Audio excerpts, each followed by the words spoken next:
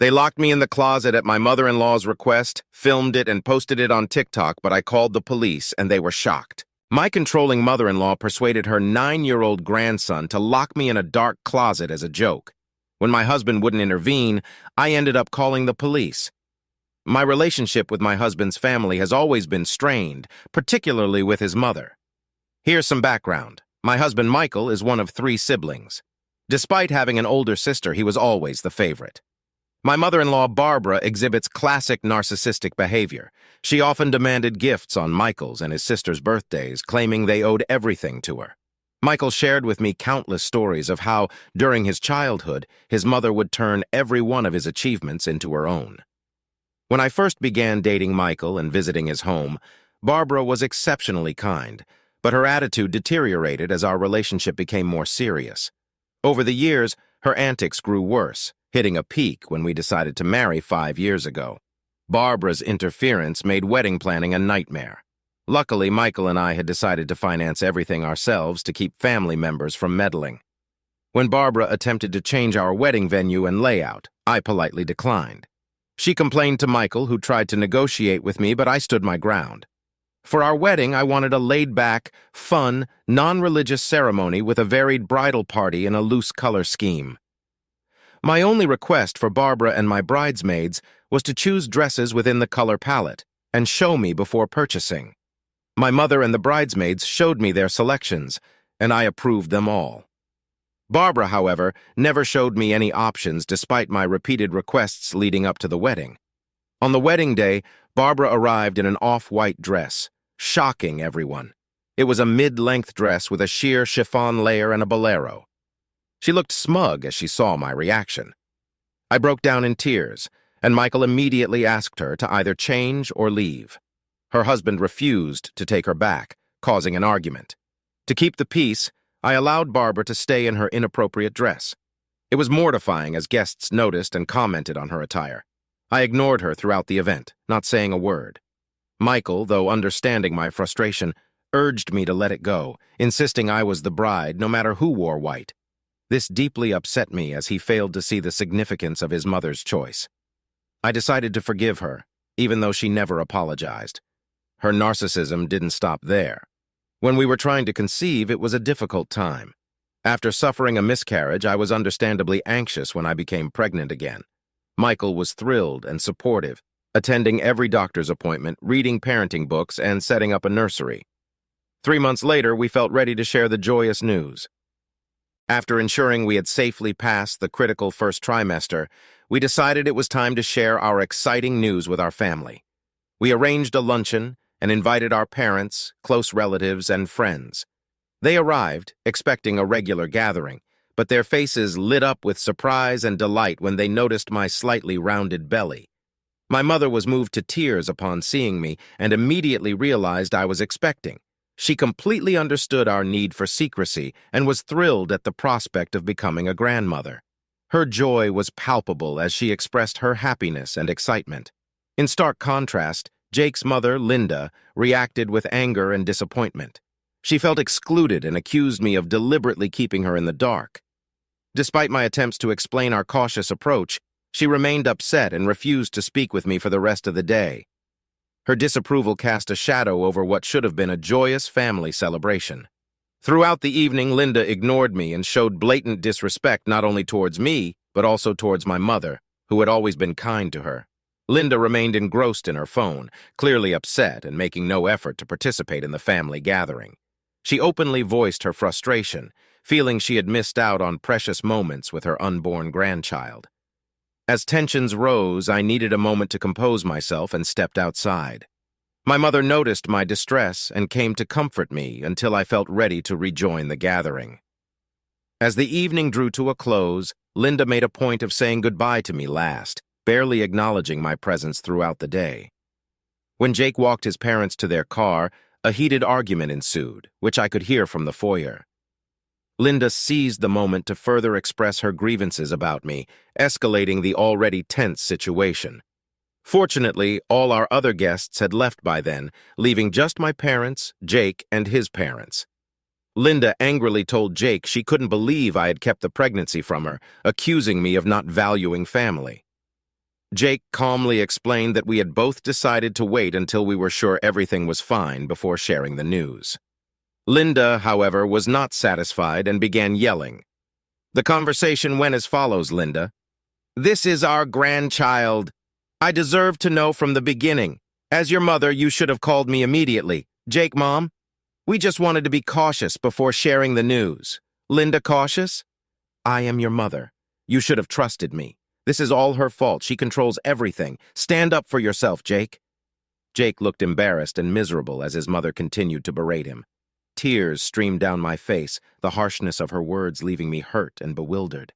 I wanted to step in, but my mother advised me to stay quiet, knowing Linda was just looking for a fight. I heeded her advice, not wanting to give Linda the satisfaction of engaging in a confrontation. Linda continued to rant, insisting Jake should take control and not let me dictate our lives. Linda demanded that Michael open his eyes and realize that I was controlling everything, and as his mother, she should have been the first to know if her son was having a child. Eventually, her husband Tom urged her to calm down and drove her away. This wasn't the last time she acted out. Her list of outrageous and entitled behavior is endless. Here are a few instances. She tried to teach our baby to call her mom instead of grandma, which infuriated me. She would beg to babysit our child and then make sure everyone knew how much we depended on her. When I had health issues after pregnancy, she told me I needed to be a better mother and to get over myself. Due to these incidents and many others, my relationship with Linda has never been great, but I continued to tolerate her for Michael's sake. Recently, Linda and Tom moved into a new house and kept inviting us to check it out. We were busy, so we couldn't go immediately. Michael wanted me to go alone with our child, Emily, but I was hesitant. He urged me to go so that his mother would stop calling him to check out the new place. Begrudgingly, I agreed to visit during the weekend. Emily had a friend's birthday party that weekend, so I dropped her off and asked my mother to pick her up since Emily loves spending time with her grandparents. It was a sunny Friday afternoon when I went to see my in-laws' new place. The property was expansive, and it seemed like Tom had spent a lot on it for his retirement. The house was enormous with a blend of modern and classic styles. The yard was lovely with plenty of greenery and fragrant flowers. When I arrived and rang the doorbell, Linda answered. Initially, she looked excited, but her expression changed when she saw it was just me. She asked where Michael and Emily were. I explained that Michael had an appointment and Emily had a friend's birthday party. This upset her, and she started complaining about how selfish we were for not finding time to visit her. I awkwardly changed the topic by expressing my interest in seeing the new house. She smiled sadly, but invited me inside. The interior was just as impressive, with high ceilings and tasteful decor. My sister-in-law, Karen, and her 9-year-old son, Jack, were also there. I greeted them warmly, but Karen, much like her mother, never seemed to like me. Whether it was a personal issue or just to please her mom, she rarely engaged with me. Linda informed me that Tom was out with friends, so she had invited Karen and Jack over for some quality time. I nodded politely and tried to strike up a conversation with Jack about school. While discussing school, Linda abruptly changed the topic to her recent clothing purchases, mentioning she wanted my advice on her new wardrobe. This surprised me, as she had never sought my opinion before. Hiding my surprise, I responded politely, offering to help. Despite our history, I decided to see this as a positive opportunity to bond over something simple like fashion. Linda seemed pleased and led me to what she proudly called her pride and joy, a newly built walk-in closet. As we approached the impressive display of clothes, shoes, and accessories, I couldn't help but admire the lavish collection she had amassed. While I was appreciating the outfits, Linda eagerly began showing me different pieces, asking for my opinion on colors, styles, and accessories. It was a bit surreal given our rocky history, but I tried my best to be helpful and provide thoughtful suggestions. Linda then encouraged me to look through her closet and said she would be right back. I nodded and was checking out her new clothes when I heard the pattering of feet running behind me. Before I could even look back, with mischievous laughter, Karen's son Jake gave me a push, causing me to stumble into the closet and swiftly locked the door behind me. I fell face first into the closet, my head and teeth hurting from the impact. At first, I couldn't comprehend what had just happened. The initial shock gave way to a sense of confinement and panic as I realized that Jake had turned off the light switch, which was outside the closet door, and had locked me in. I was enveloped in darkness and felt claustrophobic. Shocked and terrified, I began banging on the closet door, desperately calling out to Linda and Karen for help. However, my pleas seemed to fall on deaf ears, or perhaps they were conveniently ignoring my distress. I fumbled for my phone, hastily switching on its flashlight. Anxiety crept in as I noticed my dwindling battery, making me worry that my phone might die before I could escape the confined closet. You see, I've had an irrational fear of darkness ever since I was a child.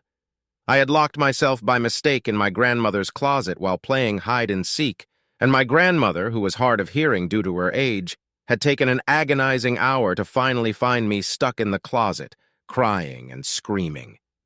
The sheer terror of that moment lingered, leaving me with an irrational fear that surfaced whenever I found myself enveloped in darkness.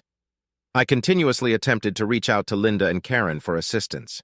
Unfortunately, my calls went unanswered, and a growing sense of isolation enveloped me. I was confused as to why they wouldn't pick up my calls, even though I could hear them laughing loudly downstairs. In a last-ditch effort, I decided to dial Michael's number in desperation. After a few rings, he casually answered. With desperation in my voice, I explained the dire situation. "Michael, thank goodness you picked up. Something terrible has happened, and I need your help," I said. Michael, seemingly unfazed, inquired about what was going on. I proceeded to recount the incident. "Your nephew just pushed me and locked me inside the closet at your mom's place. He has switched off the lights. I have been banging on the door, but no one has come to rescue me. You know how terrified I am of dark spaces." Michael, less sympathetic, retorted, "Are you seriously calling me in the middle of my work for this? This isn't even an emergency. Just call my mother, who is inside the house, instead of calling me." Frustrated, I replied that I did call his mother and his sister several times, but they were not picking up. I explained how I didn't have a lot of charge on my phone to begin with, and switching on my phone's flashlight was also draining my battery more. I begged him to come over and help me, as he knew how scared I was of the darkness. I had talked to him at length about this. Michael, unmoved by what I had just told him, stated, "Locked in a closet?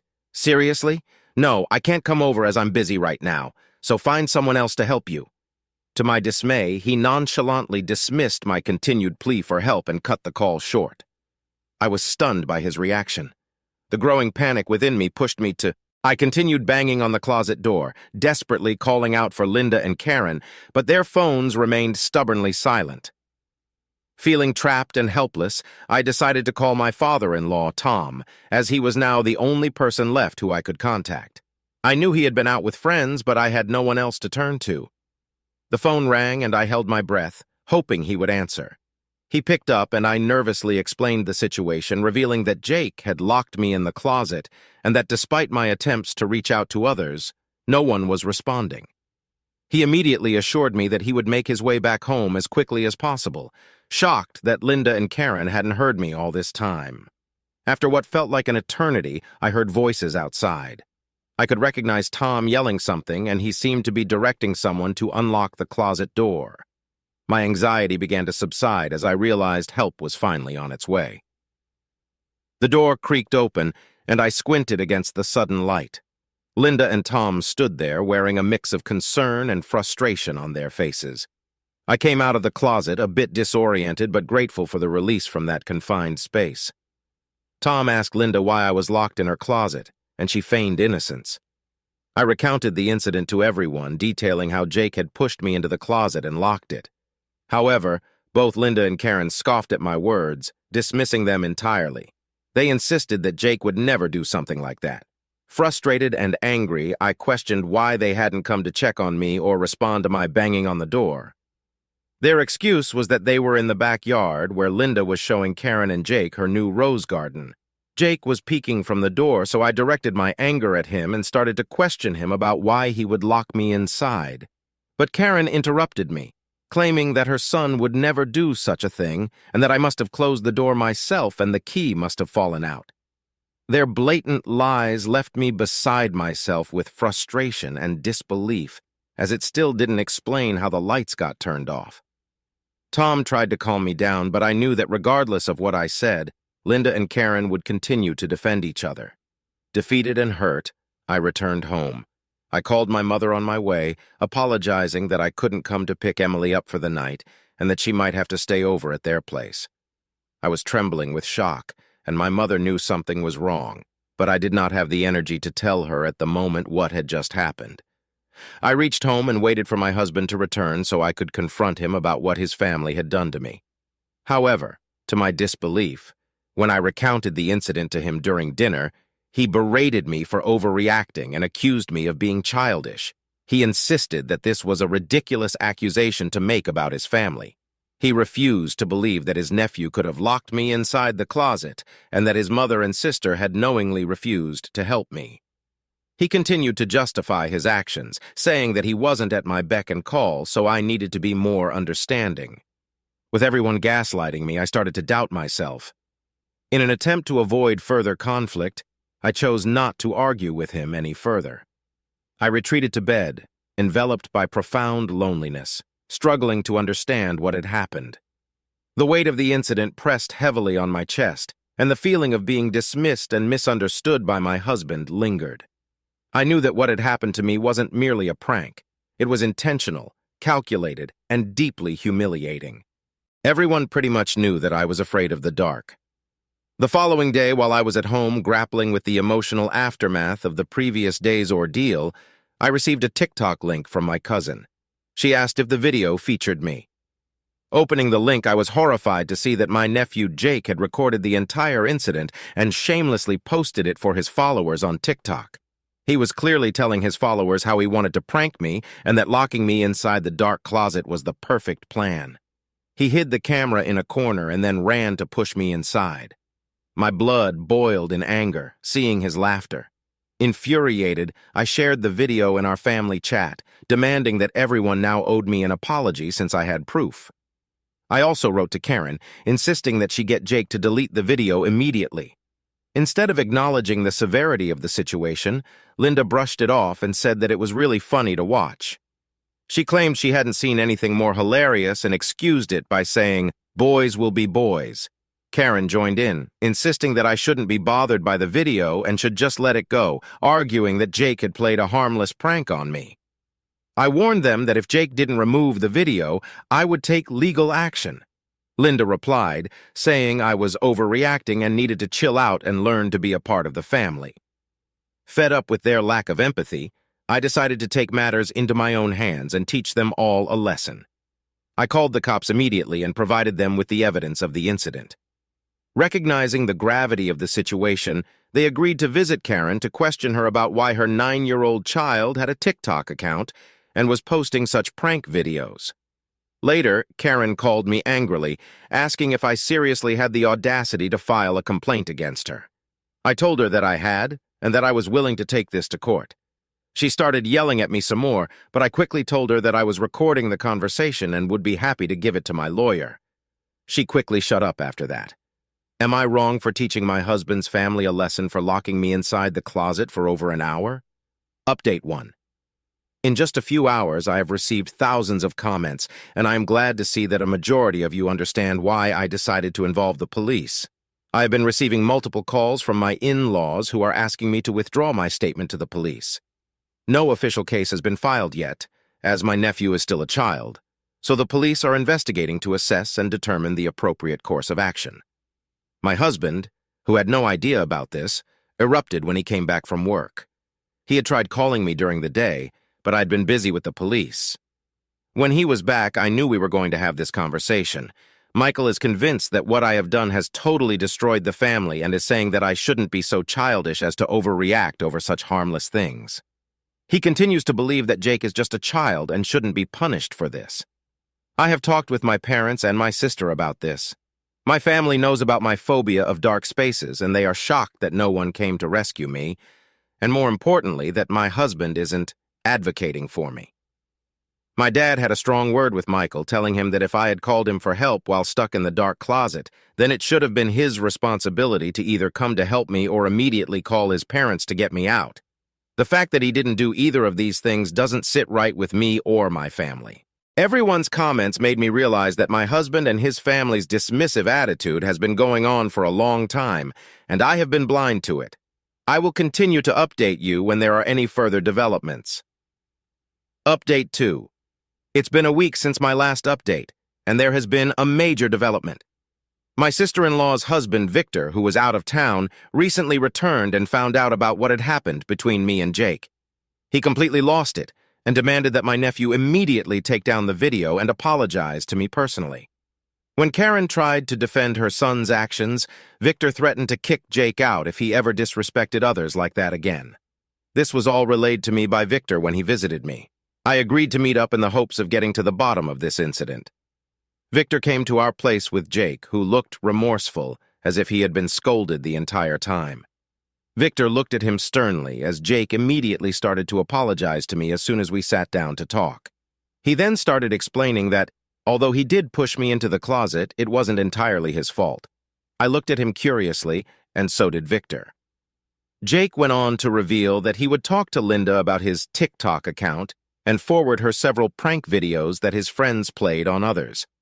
Linda began suggesting it would be a good idea to try it on someone in real life. Jake told her he didn't think it was a good idea to try it on family members, but Linda urged him, saying that because I wasn't technically his family since I was just married to Michael, it meant he could definitely try those pranks on me and not feel guilty about it. I was shocked to hear this. Victor asked Jake if he was lying and trying to dodge responsibility, as this was a huge accusation to make. Jake started weeping, telling us that we could check his phone where he and Linda had indeed discussed this. He showed us the chats, and I was horrified and disgusted. For someone her age to incite a child to engage in such actions simply because she disliked me was truly appalling. Having heard enough, I promptly saved those screenshots to my phone and emphatically advised Jake against following her suggestions, emphasizing that it was wrong. Jake nodded solemnly. Victor, equally taken aback, expressed his dismay, stating how sickening it was and making him reconsider allowing his child to be around Linda. Understandingly, I nodded as he continued expressing regret for not being present to prevent Jake's actions that day. He urged me not to go through with the case and to retract my statement with the police since Jake had spoken the truth. Victor was clearly afraid of the impact this would have on his child's life. I assured them that I would discuss the matter with my lawyer and the police on the condition that Jake never uploaded the video again or retained a copy of it. Jake assured me that he had indeed deleted the video and had no copy of it remaining. Since this conversation with Victor and Jake, I have started questioning my entire relationship with Linda. It's pretty clear now that she was behind the attack and encouraged a child to do her dirty work so she could get away with it. I can't allow myself to be around her ever again, as I don't know what else she might do to me if she already dislikes me this much. Update 3. Hello, everyone. It's been 6 months since my last update. I have moved out of my husband's place and am currently staying with my parents. As updated previously, my manipulative mother-in-law was behind everything. When I confronted her about it, she refused to accept her mistakes. Even after I showed Linda the screenshots, she tried to accuse Jake of manipulating them and photoshopping the evidence. Her lies quickly fell apart once I threatened legal action if she didn't admit her mistakes. She begrudgingly admitted that she had pre-planned this with Jake, and that when she saw I had come alone to visit her, she thought it would be the perfect time to play the prank on me. She continued to say how Karen was in on it too, and that they had enjoyed hearing my screams for help. She begged me not to pursue this further, promising never to do it again. Fortunately for me, I had recorded our entire conversation. I simply ended the call with Linda and forwarded the voice recording to our group chat so that everyone could hear her admission.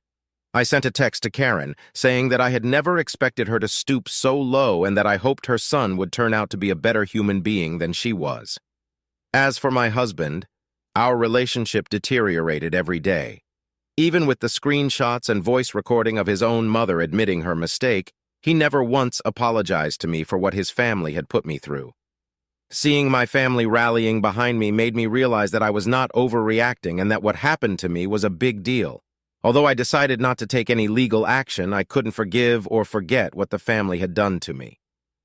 There was no going back after this, and with my husband continuing to support them, there was nothing left for me to fight for. I tried to save my marriage, But when your own partner supports his mother's malicious actions, regardless of your feelings, you start to realize that you deserve better. I moved out so that we could eventually start our divorce proceedings. He wasn't even remotely surprised and didn't fight me when I announced I wanted a divorce. I won't lie, this has been extremely hard. I genuinely loved my husband and thought I would grow old with him. But these last few months have been eye-opening, and I deserve to put myself first. I am really glad that everyone in the comments section and my family made me see the truth about my husband and his family.